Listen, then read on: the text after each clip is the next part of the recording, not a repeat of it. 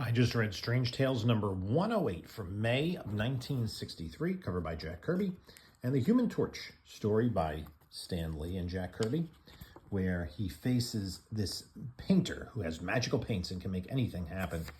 He was a crook that was caught once by the Torch. The Torch solves all these different crimes using his flame powers, but I will point out that we didn't have to get past the splash page to have our asbestos moment in the story. And then the Human Torch thinks about his previous adventures against the Wizard and Paste Pot Pete, etc. But this dude, who is a painter, Wilhelm van Vile, has these magic paints. So he creates this three-headed, six-armed gorilla, but they can disappear just as quickly. In the meantime,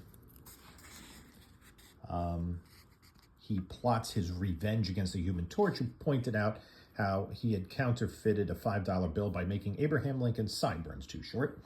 And then so Van Vile paints a magic carpet for him and his cronies to escape on. In the meantime, he then encounters the Human Torch at the zoo, has like this whole sand engulfing him, and then eventually he faces off against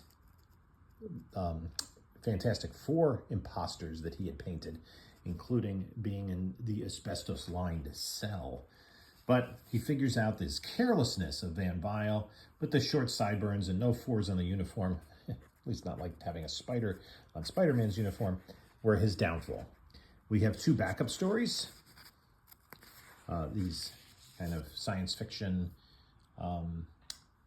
plot twist reveals at the end. The Silent Giant by Lee and his brother Larry Lieber.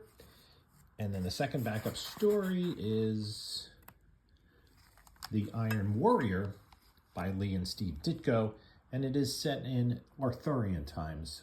So we have King Arthur and Merlin, and this dude, who looks like Baron Mordo, but he is in fact, goes by the name, let me see if I can turn the page.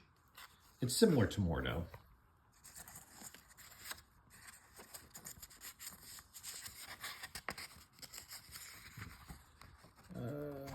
This is fun.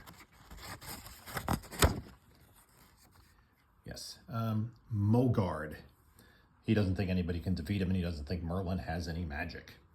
So that's this issue of Strange Tales.